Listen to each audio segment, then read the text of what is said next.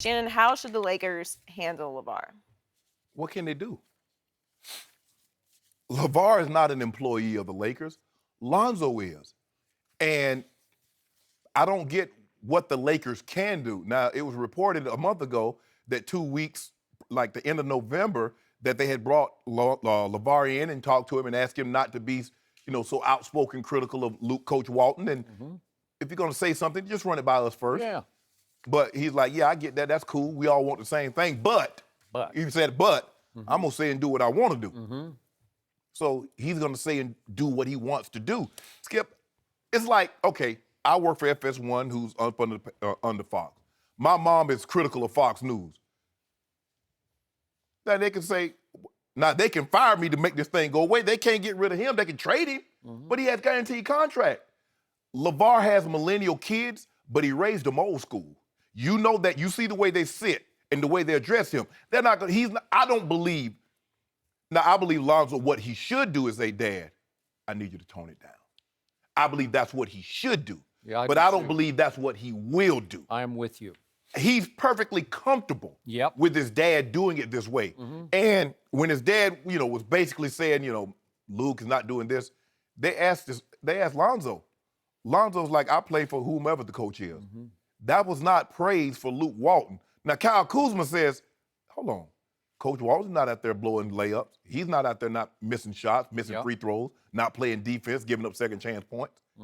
That's the way you would expect a leader to handle this situation like that. Because I get where they were trying to go with the reporter, was trying to lead Lonzo down that path. He didn't take the bait, but I thought he would be, normally leaders are more politically correct. Like, hey, I love Coach Walton. Coach Walton is not at fault here. We're the players. We need to implement the game plan that he gives us to give us the best opportunity to win the ball game. But Skip, what can they do? I mean, think about it. LaVar's in Lithuania, and he's causing a ruckus here in the United States. But that's how it works. It's amazing how this TV thing and this news cycle works, man. It goes around the world. Even on my little phone right here, Joe, I could be live in Russia and in China in 10 seconds. I don't really know what the Lakers can do.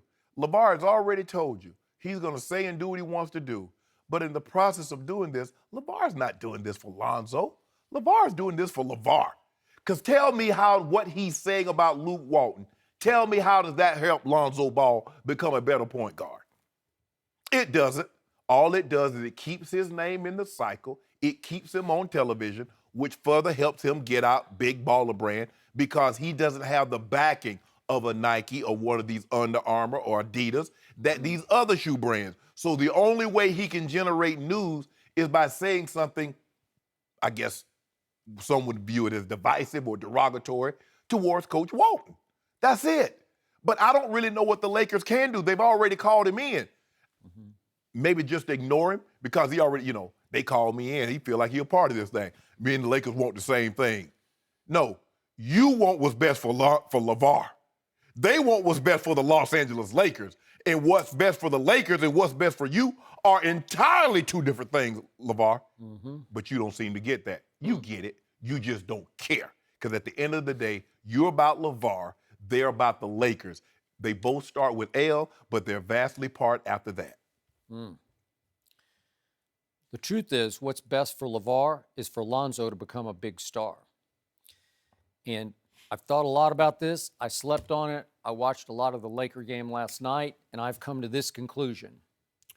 I think Magic's dilemma, Magic Johnson's dilemma, his make-or-break early decision as he's taken over the Lakers, is not LaVar versus the organization or LaVar versus Luke Walton. I think it's coming down to Lonzo versus Luke Walton. I am convinced it was troubled from the start.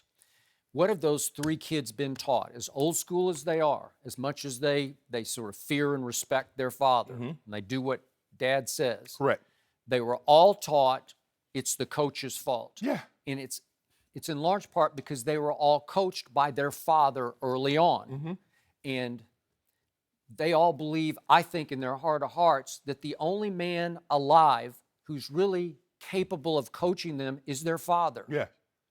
And in this case, I believe in Lonzo's eyes, Luke Walton declared war on him early on and burned that bridge to the ground. Sitting him in the fourth? Yeah.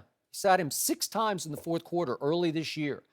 He started yanking him mid-first quarter, not late first quarter, mid, like 6 minutes to go in the first quarter, you're out. And he's just breaking a sweat. And that's what LaVar said. And I believe LaVar is speaking into existence what Lonzo's been telling him all along. I just don't love this guy. So, again, maybe I'm making an excuse for Lonzo. You can accuse me of that if you want to, but I don't think I am. All I know is I'm going eye test. I'm going the Lonzo I watched last year at UCLA and the Lonzo I watched this summer in the Summer League. And what happened in the Summer League, as you always point out, a lot of people are playing out there who aren't even going to play in the NBA. But I'm going to remind you, a bunch of kids were playing out there who are really, really good, who have shown you already they're going to be really, really good NBA players. Donovan Mitchell was out there, and Dennis Smith Jr. was out there, and Jason Tatum, and the guy you love, Josh Jackson, and De'Aaron Fox. They were out there in the Summer League. Right. And who was the MVP? Lonzo Ball. What did I see? I saw passion. I saw desire. I saw energy. I saw freewheeling, freestyle, push-the-pace basketball featuring Lonzo, and the coach was Judd Buechler, okay? Who's probably irrelevant. Maybe Lonzo was kind of coaching the team. Maybe LaVar was behind the scenes. I don't know. But the point is, once it started with Luke, I couldn't even recognize Lonzo for a while. And I told you, I thought this team was pretty good. And in a year in which we've seen nothing but disappointment in the West is just top-heavy now. I thought we were going to go into a Western Conference that was about as deep as we'd ever seen it. Did not happen, because there are far more disappointments in the West than there are pleasant surprises. I don't even see any pleasant surprises. Do you? No. Oklahoma City is a disappointment. The Clippers, the Jazz, Denver, the Pelicans. Go look at their records. These are bad basketball teams or mediocre at best. I don't get the Pelicans. They got 2 guys that's averaging about 27, 28 points, 13 and 14 rebounds, 3 assists, 5 assists. Okay, so how do you explain the Thunder? We could talk all day about the Thunder and all night about the Thunder. But the point is, the Lakers were positioned to make a run, and early on, they had 4 home games that they were right in position to close the deal in the last 2 minutes, and they failed 4 times. And then the whole team imploded because the veterans started to say, wait a second, are we out? Or is this short term for us? Or are they just going to clear us out as quickly as they can? And all of a sudden, it imploded. Magic was here before the year.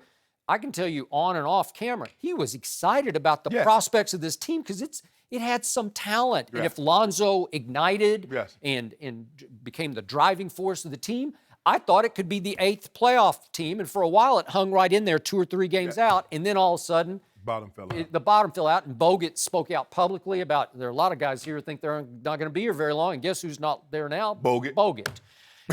And all of a sudden, you look at Julius Randle and Nance Jr., and obviously Luol Deng's going to be gone, but what will they do with Brook Lopez? They're a bunch of vets, even Jordan Clarkson. They're all sitting around looking over their shoulder like, are we just fodder here trying to get them through a year? Well, now it's a bust. Now it looks like a lost year, right? Let's just say, for the sake of argument, I give you the credit, say that Lonzo would love to play for his dad, LaVar. Who's the best player LaVar Ball has ever coached? Lonzo. By far. Although that kid, I'm just watching the video, the young one looks like he's got some game. What about, go ahead. How about this? When was Lonzo on a team in which he wasn't the best player? From junior high to high school to UCLA. Now he goes to the Lakers, Skip. Kuzma is a better player right now. You say that, but if we had Lonzo sitting here and put him on the lie detector, he would vehemently disagree with you. But to your point, Luke Walton started playing Kuzma and green-lighting Kuzma like that was his new like his pet was Kyle Kuzma. And trust me, that did not play well and sit well with Lonzo Ball, the 2nd pick in the draft. But I'm with you. I got you. And Kuzma's a revelation. When you hear but the point is, Kyle Kuzma plays no defense. No, I mean, so it's all green light offense, and he can be hot mostly, but he can get really cold too. But when you hear when they talk about Kuzma, you hear other players talk about Kuzma. They speak glowingly about him. Now, maybe they don't want to heap praise on Lonzo because of LaVar. Maybe that's the case, Skip. But you watch this kid play. This kid, he has offensive game. He can shoot it. Kyle Kuzma does. Yeah, Oh, yes. sure he does. Post up, you get to the basket. He's the steal of the draft as far as the diamond in the rough. Yeah. So that's the position I got it. that the Ball family is in. Lonzo has always been the best player. Now he's on a team where he's not the best player. I got it. LaVar's only coached his son. Well, if you coached him so well, why you let him get that shot where he's starting it from here, bringing it back over there before he shoots it? Good question. Okay. And that's not working. Didn't work again last night. But who leads the Lakers in rebounding? Lonzo Ball. Yes. How is that possible? Obviously, he leads them in assists. And the big shock to me, the pleasant surprise on the Lakers is the #1 defensive rating individually goes to Lonzo Ball, who had 5 more steals last night, along with 11 rebounds and 11 assists, and shot it poorly once again. Yeah. I'm not surprised by that because when you look at this team, the only person that really can play D is KCP. Caldwell Pope he played coming from Detroit. Stan Van Gundy, they play defense there. They do. So I'm not surprised that Lonzo that would be #1 and KCP probably would be #2. But when you look at him, Skip, you think Brook Lopez? The dude can't block the sun out of his eyes. So I'm not surprised. You look at Kuzma, you look at Nash Jr. Look at these. They're not defensive guys. Julius Randle. No. So, I'm doing eye test. Summer League versus the first 20-odd games this year. I couldn't recognize, how many times I tell you, I couldn't recognize Lonzo Ball. He looked disengaged. He looked disinterested. He looked disheartened. He just looked like he didn't really care about joining into the offense. There were so many times he half-heartedly dribbled up court and barely crossed half court and just flipped it over to the wing and went over there and stood in the corner. That's not Lonzo Ball. So is it something about Luke? Again, I'm not trying to defend him on this. I'm just telling you it's a thing that's happening. And then it's up to Magic Johnson. It's a tough decision. And you've been bringing it up here for the last week. Is he more trouble than he's worth with the father on top? Or, so what are you going to do? Well, what about this? Let's look at it from this perspective. Okay, the Lakers believe that LaVar's antics is having a negative effect on Lonzo. What if it is Lonzo is just not the transcendent player they thought or people thought he would be? Could that be a possibility, Skip? It could be. I completely disagree with that because I've seen enough in all the other areas. And by the way, for a while he got on a roll where he was making 3-point shots. So can he figure it out? He'll figure it out. I think he's that guy to build around. But if you're going to build around him, it's starting to look like early on you might have to go get another coach that gets the stamp of approval from the father and the son. You might have to.